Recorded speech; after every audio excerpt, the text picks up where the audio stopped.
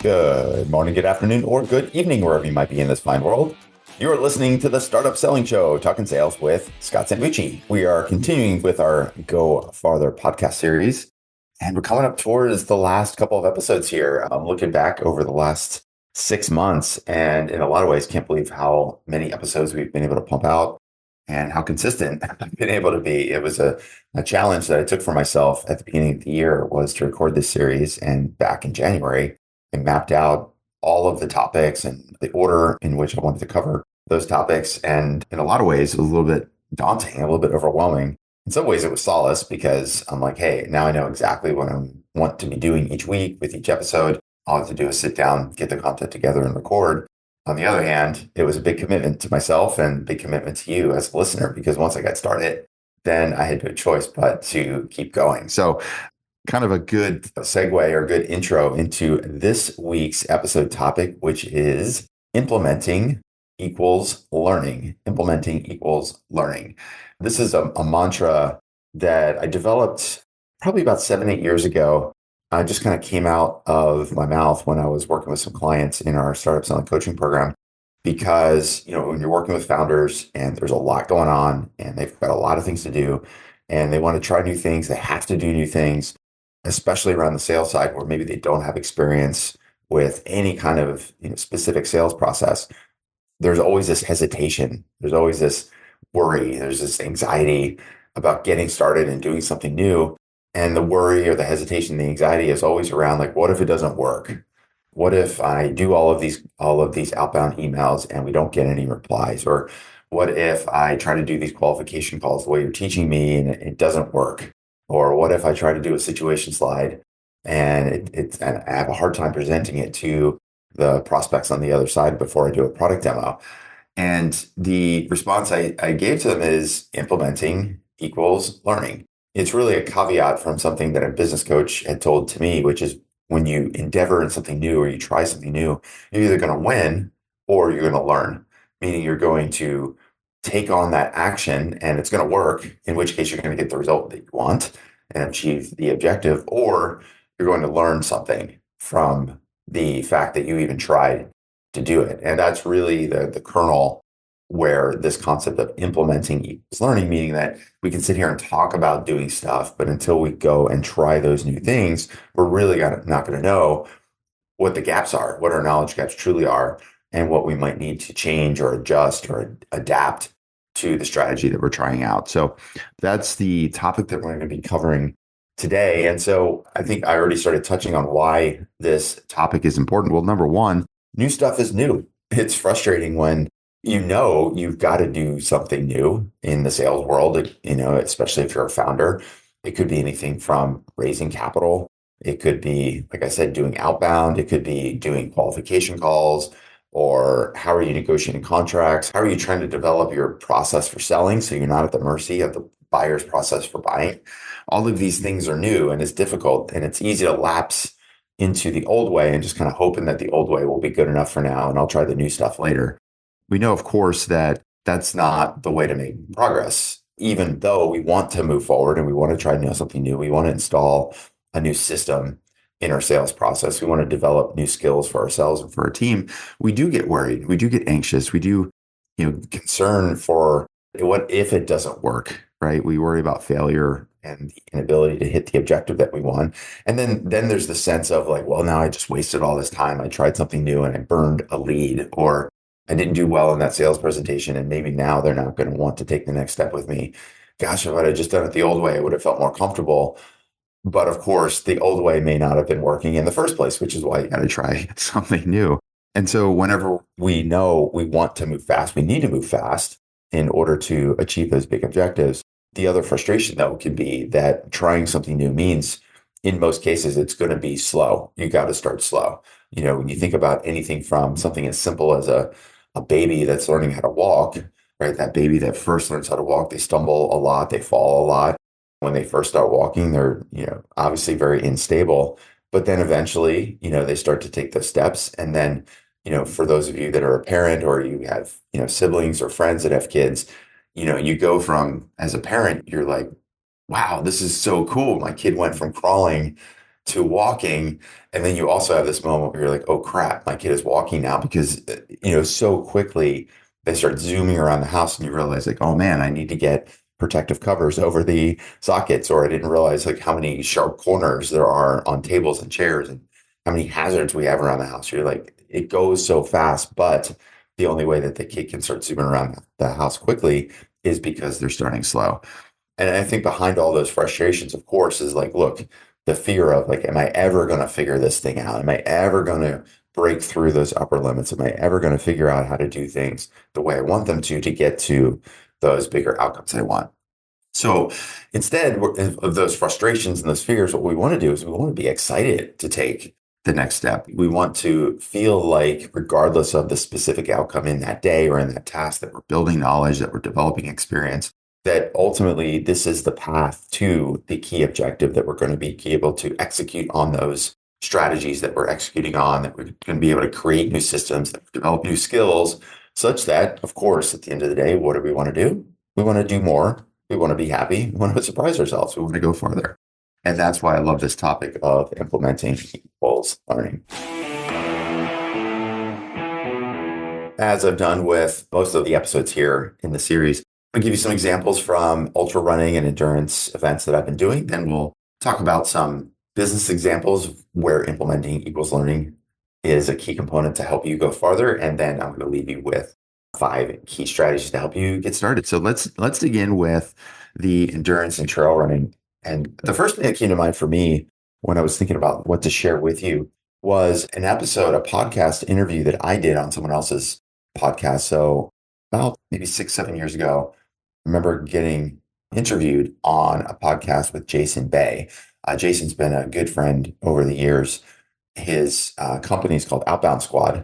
And Jason and I got to know each other because he actually cold emailed me to be on this podcast, the Startup Selling Show. And from there, we developed a relationship and now a friendship.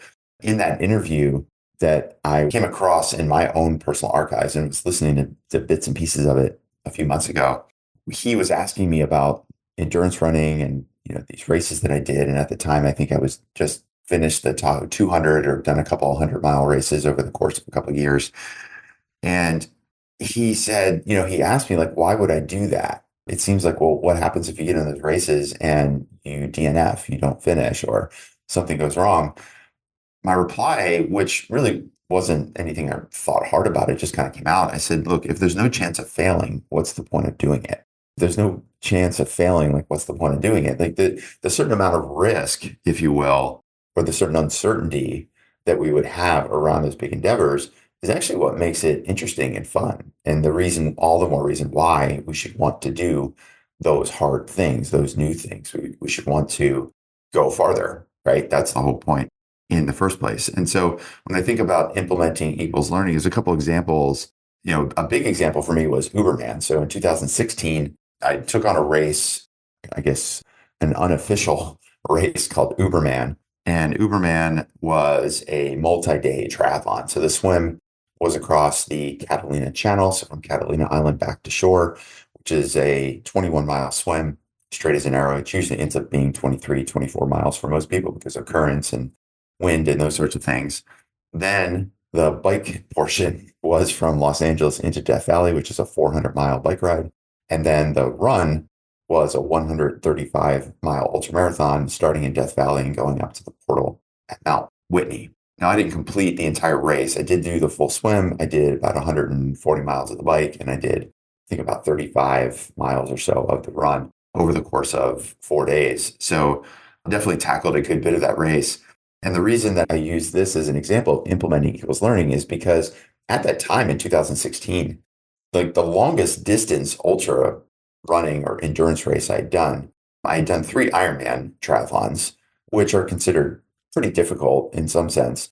On the other hand, those are races that, at least for me, and even for any racer in an Ironman, you have a 17-hour cutoff, meaning that you start at whatever 6 in the morning, and then you have until, I guess that's 1 o'clock in the morning to finish. Or if you start at 5, you have until midnight. And that's it, right? The race is over at that point. So regardless of whether you take 10 hours or 12 or all 17 hours to finish the race, it's really, you're going to be home at night and be able to sleep in your own bed. I'd never done like a full 24-hour race. I'd also done a 50-mile ultra marathon. I think had done a 50, couple of 50K races, and I'd done one 50-mile run. But again, the 50-mile run for me, my time was just over 10 hours, so even less than half a day. I'd never done, certainly had never done a multi-day race, and certainly had never done any of those distances. The swim was going to be 10 times as long as a Ironman swim, which is 2.4 miles. This swim was going to be roughly 21 to 24 miles. I had done, 100 miles, 130-mile different bike rides, but I'd never attempted to do a 400-mile bike ride over the course of a couple of days. I think the longest bike ride I did was 175 miles over 2 days. So I did a 100-mile ride, and then the next day I did a 75-mile ride as part of a fundraiser. But again, had never done 400 miles, right? That was going to be more than double my longest multi-day cycling. And then on the run, like I said, I'd done a 50-mile run, but I'd never done 135 miles. And that was like just that run itself would take about 48 hours to do.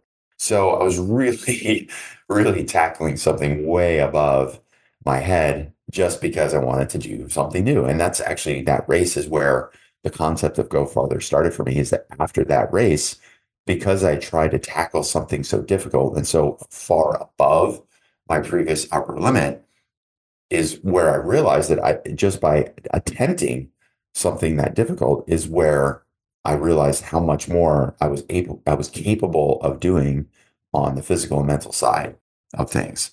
And the reason I use this as a starting point for implementing equals learning is because once I signed up for that race, there was so many parts to that race that I had to learn. I had to learn how to train for a swim that is considered one of the great swims for ultra swimming, for marathon swimming. It's a 21-mile swim, right? I had to figure out how to train for that kind of swim.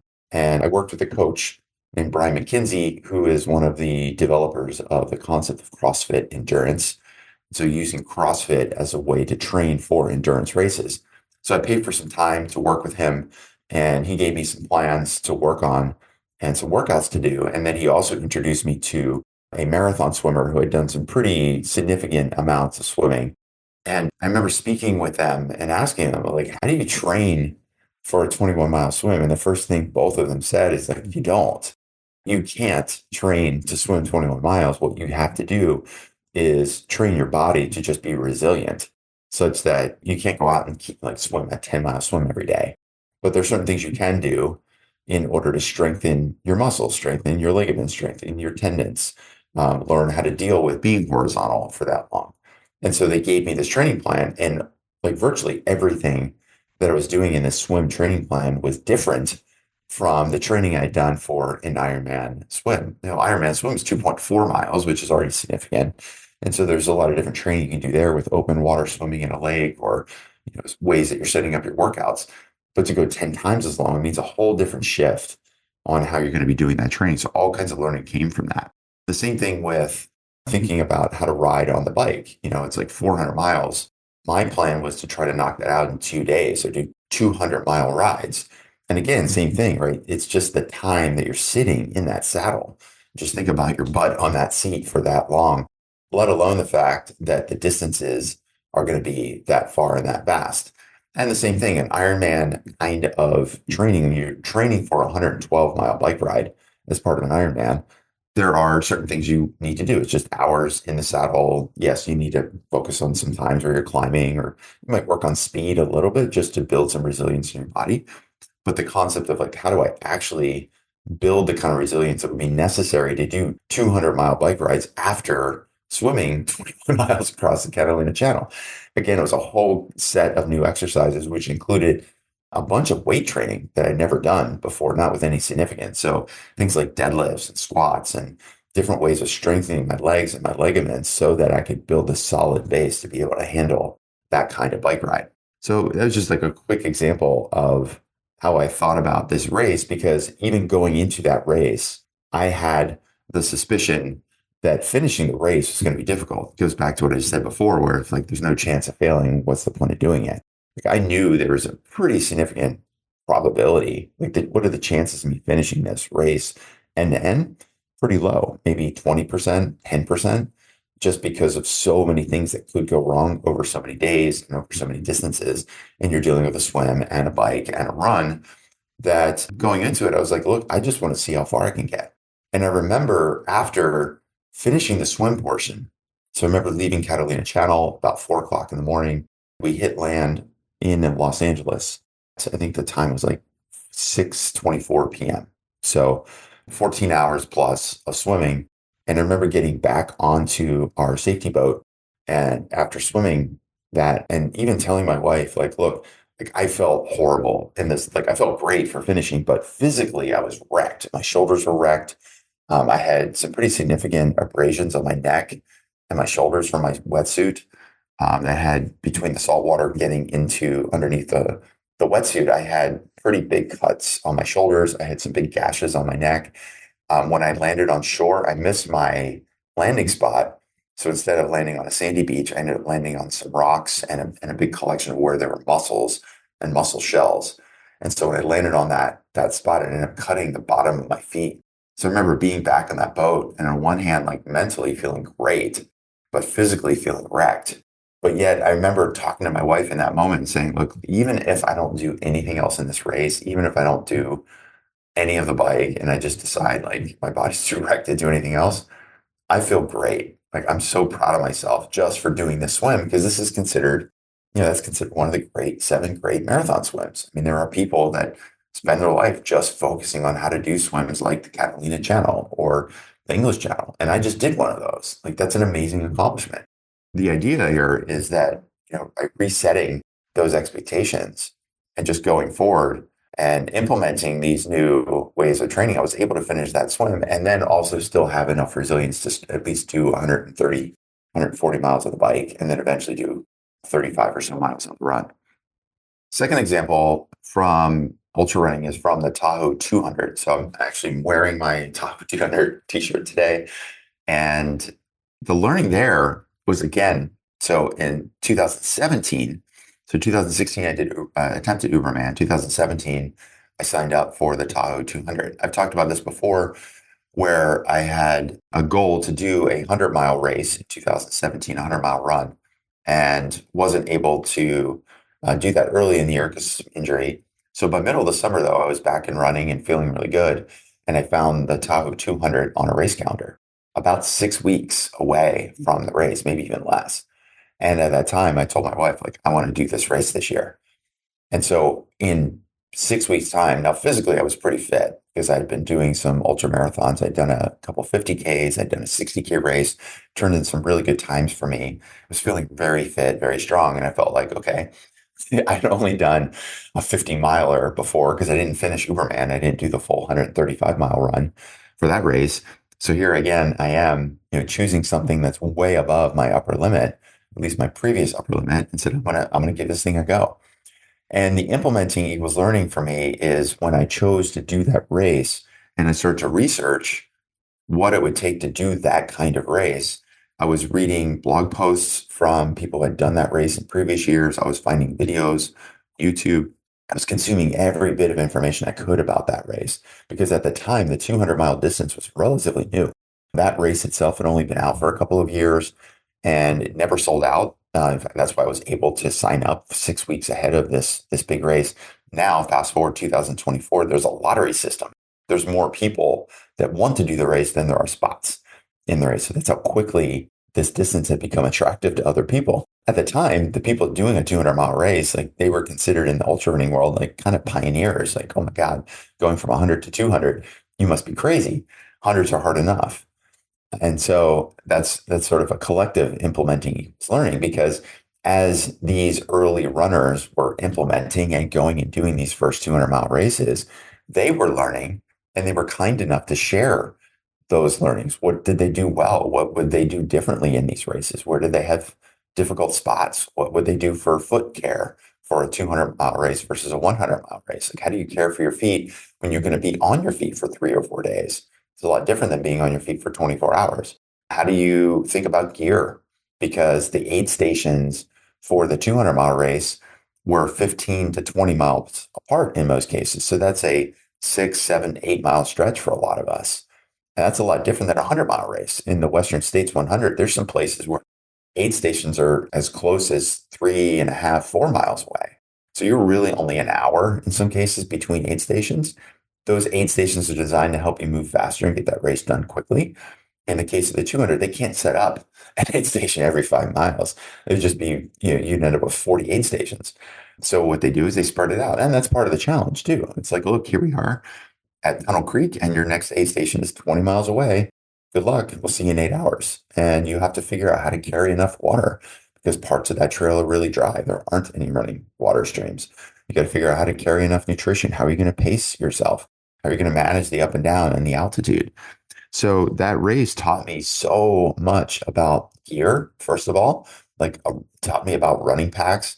It taught me about trekking poles on how to run with trekking poles and taught me about all kinds of different trail running shoes I didn't know existed. And because of all of that learning that other people had done from implementing, I was able to implement on something new and I was able to learn for myself. And now doing those kinds of races have become kind of common for me. It doesn't intimidate me to do, to think about doing a 200-mile race. In fact, I've been slightly considering doing a 300-mile race next spring. Chances are pretty low that I'm going to sign up for on the race. However, the point for me is like, look, the idea of doing a 300-mile race is not scary. It's not that if I decide not to do that race, it's not because I don't think I could do a 300-mile race. I can sit here today fully confident that if I put in the training and I put in the work and I put in the time to prepare for that race, that I would be able to do a 300-mile race. And that came from the fact that I've done two 200-mile races, which came from my decision to try something crazy, to try something new, to try to go farther. And by attempting these longer things like Uberman and the Tahoe 200, all of that implementing led to the learning, which then gave me a stronger foundation of knowledge, experience, and confidence to know that I have this new knowledge. I've developed new strategies for these distances. I have systems on how to take care of my feet, how to do my nutrition, how to manage myself over a long distance. And I've developed a skill that used to be things I'd have to consciously think about or things that was completely unknown to me. Now, instead, are just sort of like common knowledge. I can just go get my gear ready and pack and go. Whereas before, I had to think through every single aid bag that I was going to pack. I had to think through every single section of a race. And so all of that came from implementing. So implementing equals learning. And ultimately, that's what allows you to do, or at least allows me to do those new things, to break through those upper limits and to go farther. Let's shift over to a couple of business examples here on how implementing equals learning. Everything we want to do here, again, by implementing and learning, then that's what's going to help you to do more. It's going to help you be happy. It's going to help you surprise yourself, and it's going to help you go farther. So, it's easy for me in this case to sort of use my observation experience, meaning like all of the different founders and their teams that my team and I have coached over the last 10 years. If I count up all of the people that have been just in the coaching program themselves, it's easily in the couple hundreds, over the last 10 years.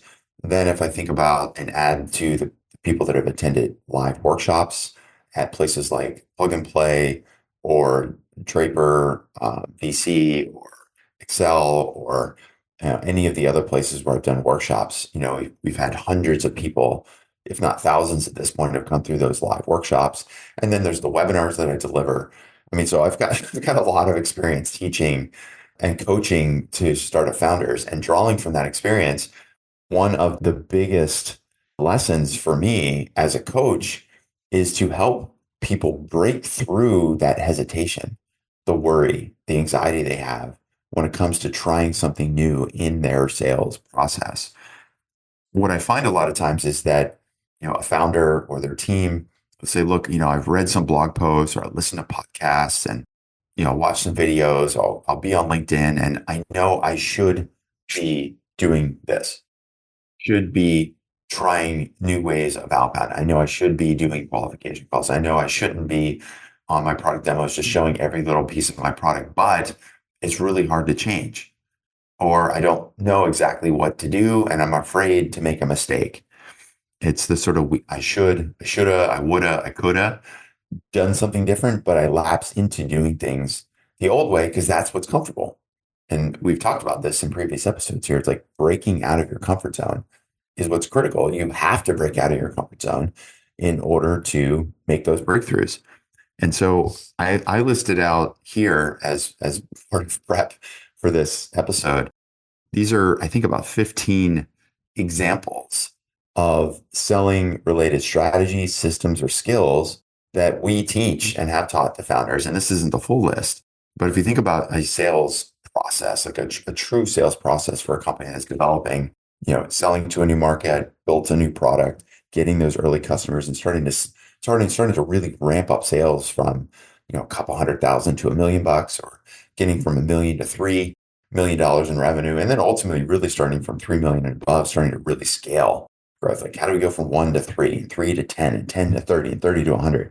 It's easy to say that quickly, but of course, it's a long slog, and it requires a lot of new strategies and a lot of new systems and a lot of new skills to be built and developed in order to achieve those new next big outcomes. And so, from a sales process standpoint, here's a list of sales systems and skills that need to be learned. So there's account-based selling, there's multi-threading, authority voice, conference selling strategy, qualification calls, discovery calls, pre-calls, situation slides, mutual action plans, business demos versus technical demos, work plans versus proposals, implementation plans, paid pilots, phased rollouts, customer success strategies. How do you move from Teams meetings to text? These are just examples of things and systems that we teach to founders that in most cases, they may be completely unaware that some of these things exist. So for example, the idea of doing a business demo versus a technical demo, that's like a brand new concept to a lot of founders. So it's brand new to them. And so getting them to begin to implement and divide out and set up a business demo with a prospect and separate out the business demo from a technical demo. Those are two very different product demos that need to be built and developed and created and ultimately implemented for each prospect. That takes a lot of time and effort, and it can feel scary because there's certain hesitation that, well, if I've got the technical person on the call, I don't want to say no to their questions. I want to be able to answer their technical questions. It's like, well, that's fine, but if they're on call with a business team, they're there to observe and learn. However, they want a different kind of demonstration of your product. They want to open the hood and look underneath. They want to look at your APIs. They want to ask questions about your cloud environment and your security. They want to ask about your software development kit, your SDKs. And those are things that your business team that you're selling to, they don't care about necessarily. So it's important to separate that out. But it can feel scary to then tell that technical person that's on the business demo, say, look, those are great questions. And this is something we want to cover in a separate conversation. Let's set that up so that you and your team can ask all the technical questions. It feels scary to say that because you're afraid that, no, tell me now.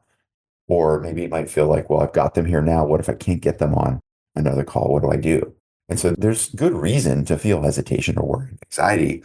However, by implementing the processes that we teach, both in terms of priming the people that are coming to that first demo, giving good rationale, and preparing for the people on the technical call and teaching our founders how to move them into a technical demo, that learning, the implementing of that will teach them and help them learn how to do those things so that it no longer becomes uncomfortable to do the things. And then it becomes second nature. It's like, oh, this is how we think about our business demos. That's just one simple example. Another example I've cited a couple times here in different podcasts is the idea of authority voice. So a lot of times, when we work with founders, one of the biggest ways to fill your sales funnel and to educate your prospects is through what we call an authority voice strategy. That means you're running your own webinars or running a podcast like this one, or becoming a guest on podcasts, speaking on stage, running lunch and learns on site with your prospects, setting up breakfasts and guest speakers, being a panelist, being a speaker up on stage. Those are all opportunities as a founder for you to teach your market about the difference between the old way, the way that they're doing things, and the new way. And this is the way that you see the world. It's a chance for you to be the leader, to lead the crusade for the cause. And again, that can feel scary. It's like, well, like, how do I set up a webinar? How do I set up the content? How do I get people signed up? How do I make sure that people show up? How do I make sure that we turn those people into leads? There's a lot of time and effort and learning that goes into how to run a webinar as a way to fill your sales funnel. And there's a whole system to it. I've done hundreds of these over the years, yet I can remember the very first one that I did for myself 10 years ago. I was in a coaching program for folks, a guy named Taki Moore, worked with him for years. And one of the very first things that he taught, one of the first things that I learned was the importance of being able to run an effective webinar to teach your market about the difference between the old thing and the new thing and the cost of doing it the old way and the advantages and the benefits of doing it the new way. And it was a long, arduous process. It took me about 2 months to really get this whole thing strung together, from what was the content I was going to teach to how was it going to get this promoted out on LinkedIn and set up landing pages, and what was going to happen after somebody signed up for the landing page. What was the next thing they were going to see? How we're going to automate that into active campaigns so they get the auto email. How we're going to follow up with them. How we're going to make sure that once they signed up that they were going to stay warm enough so that they would actually show up for that webinar in 2 weeks' time. How was it going to run the webinar from the time that people started showing up into the waiting room? How was it going to deliver that webinar? How was it going to keep them excited? How was it going to teach them stuff? How was it going to get them to want to book a sales call with me to learn about the coaching program? And then how do you follow up with people at the end? All of that was scary because all of it was new. I have watched other people do that. I've been on webinars. I'd signed up for webinars. That's how I met Taki, was because I went to one of his webinars. It was like, this was awesome. What a great experience. I've learned so much from this guy in this webinar. I should probably think about, learning about his coaching program. So from that webinar I signed up with him, I then went to a 2-day live workshop that he taught in San Francisco. And it was at that 2-day live workshop that I signed up for his coaching program way back in 2015. And so I saw him execute on those webinars and on those live workshops. And I thought, I want to be able to do that. But doing it the first time with a webinar took me like 2 months of prep.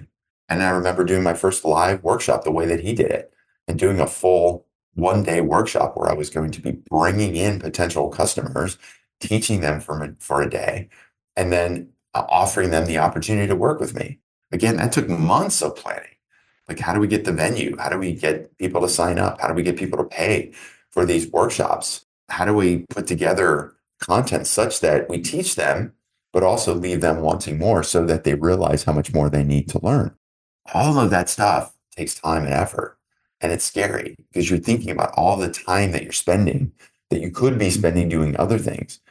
But at the end of the day, if doing the new thing, if learning how to build and run an effective webinar and build and run an effective workshop can help me get 3 or 4 new customers in one day, instead of slogging it along for months on end, trying to do outbound or trying to get people to reply back to LinkedIn DMs, or trying to set up landing pages with SEO and getting people to go sign up and following through on all of the tracking and the pixels and all that stuff.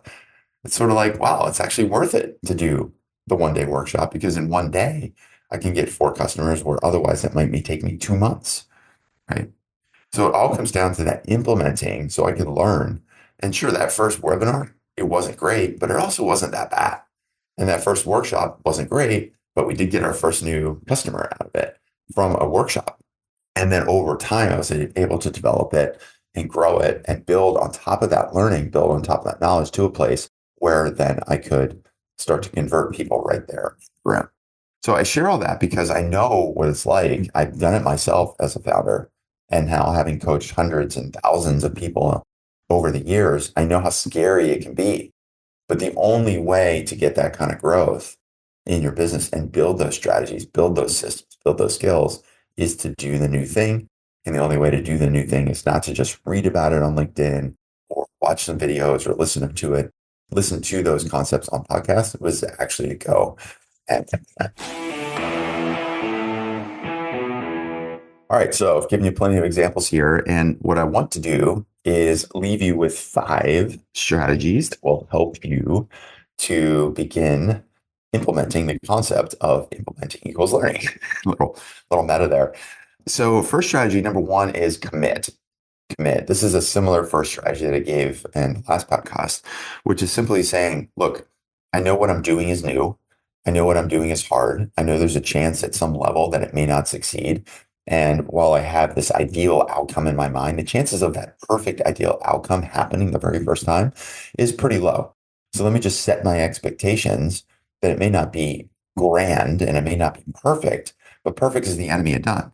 And at the end of the day, if I can at least get started and do the first webinar, even if 5 people show up, or I had a client who had their very first webinar, they had 5 people sign up and 2 people showed up, right? And it's like, well, that's not the 100 people we were kind of hoping to get. Well, that's fine. Over time, as you do this enough times, as you figure out your marketing, you figure out your warm-up sequence, you figure out your content, you figure out your promotion. Yeah, you get to a place where you get 100 people sign up and 50 people show up. Those are the kinds of numbers that I've gotten in my webinars, but it didn't happen the first time. And so what you need to do is commit to the process and realize the first time is not going to be ideal. And the first time might even feel disappointing. And that is part of the process because from that disappointment is where we can learn how we can improve. Say, great, if we didn't succeed, what can I do better next time around? It goes back to the concept that you're either going to win or you're going to learn. Strategy number 2 is preparation and process. This is a caveat to commit, which is, look, now that I committed to something, I've got to do the work here, right? It feels like we're taking a risk when we go to try the new thing. So if it's, hey, I'm going to go try to implement this webinar as a way of generating leads in my market, now that feels like risk taking. And in some ways it is because you're putting yourself out there. But at the end of the day, it's actually not about taking the risk. It's how do I mitigate the risk? How do I remove variables that could lead to this being an unsuccessful event for myself? How do I do the preparation? How do I continue on this process? How do I do things that are going to take me a long time because it's the first time I've done it? But if I've committed to it, then I do the preparation. And if I follow the process, that will help me improve the chances that I'll get closer to the ideal outcome over time. Going back to my running days, there was a person who I met named Christian Griffith, who was a friend of a friend. And I found out he was running across the United States. So he started in the East Coast. He was running across the US over the course of a couple of months' time. And he was going to be running right through my part of the world here in Davis, California. And so I hooked up with him and I hooked up with his support crew and said, hey, you're going to be coming through. Well, let me know when you're going to be coming through here. I was able to track him online and on Facebook, but I said, look, when you get close, let me know. I'd love to be able to run some miles and give him some company. And so as I was meeting up with Christian and we were chatting, I know that he had done he had attempted to do the Barkley Marathon. So the Barkley Marathon is a crazy race. You might have heard about it at this point. It's become more popular over the last couple of years. And the thing about the Barkley Marathon that makes it so hard is that there's so many variables in the race. There's the weather. There's the fact that you're not allowed to use a compass. You can't use a GPS tracker. You have to use a physical map to get you from one place to the next. And in fact, the people that have had success finishing this race tend to be scientists. They tend to be engineers. And I was talking to Christian because at the time I was thinking about maybe trying to get into this Barkley Marathon in some way. And I had even said to him, I say, it seems to me the more I research this, the most important aspect of a successful race is to simply remove variables, meaning that you need to be fit enough that you don't have to worry about your body shutting down. You need to have enough of a nutrition plan to know that I'm not going to cramp or run out of food, or I'm not going to run out of water. I need to be good enough at orienteering such that if I do get a little turned around and lost in the woods, I don't panic. I need to be able to train myself for heat and train myself for cold so that if I do feel really hot or I do feel really cold, it's not a big deal. And he laughed. He's like, yeah, that's basically it. You just need to be able to remove as many variables as possible because there's always going to be new stuff in that race that's going to pop up that you haven't prepared for. But if there's only 1 or 2 things in front of you that you haven't prepared for and everything else is covered, it allows you to focus on those 1 or 2 things that have popped up.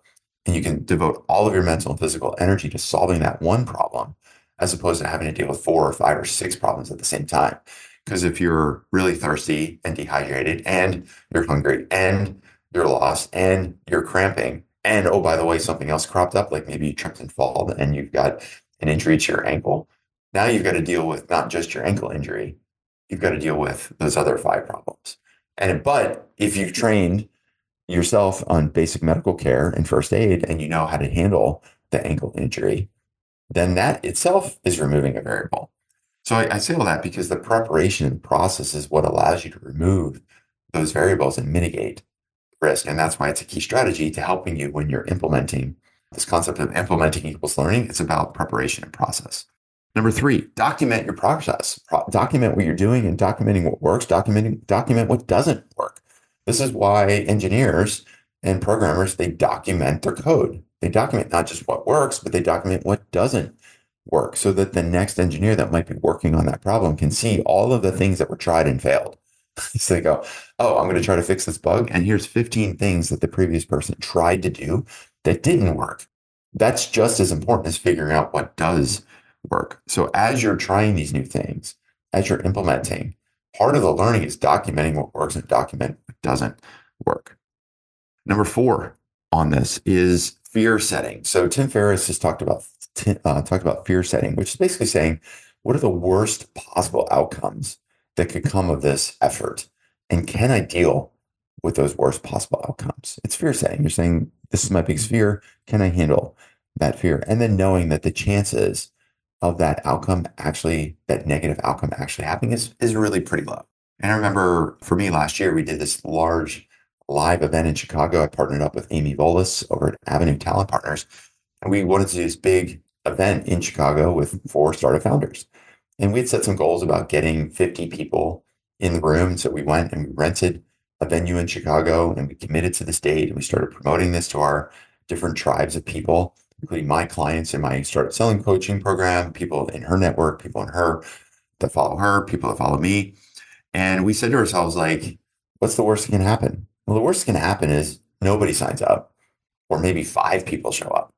And we will have spent, in the neighborhood of tens of thousands of dollars between the venue and the travel and the prep and everything else. Like, can we handle that? And it's like, well, okay, money, spending money that doesn't lead to outcome sucks, but can I afford to lose $10,000 and it not majorly impact my business? Yes, I can afford to take that risk. Now, I don't want to do it every month, but I can afford to take that risk the first time. Secondly, I know for sure there's going to be a certain number of people that will show up. I have clients in our program that have been asking about doing a live event. Some of them are actually quite close to Chicago in places like St. Louis or Michigan in the Midwest. So getting there is really easy. We were going to be able to draw the crowd. Amy was going to be able to draw at least a small crowd herself. So we're like worst case, we're probably still going to get 10 people. And at the end of the day, if those are the only 10 people that show up, guess what? Those 10 people are going to get one hell of a show. And they're going to get a ton of learning in those 2 days. And so what ended up happening, we ended up getting close to 30 people. So somewhere in the middle between our key objective, our top objective of 50, and our worst case scenario of 5 to 10. And it was one of the best events. I feel like I walked out of there feeling like, man, that was such an incredible event for all of the content, all of the community, all of the people, all of the learning that happened, not just for the people in the room, but it happened for me around how to run the next live event, how to work with Amy Bowles as a partner. And so that fear setting is what allowed me to say, I can handle the worst case scenario. And that kind of gave me permission to go out there and implement so I could learn. The fifth thing I'll say as a strategy is to both ask for help and be willing to pay for help. Ask for help and be willing to pay for help. I mentioned it with Uberman, how I paid for time with Brian McKinsey. I mean, this guy is like globally known for CrossFit endurance, and he is not cheap. I flew down to Orange County to work with him for a day. I basically bought a day of his time, and I spent the money for airfare, for hotel.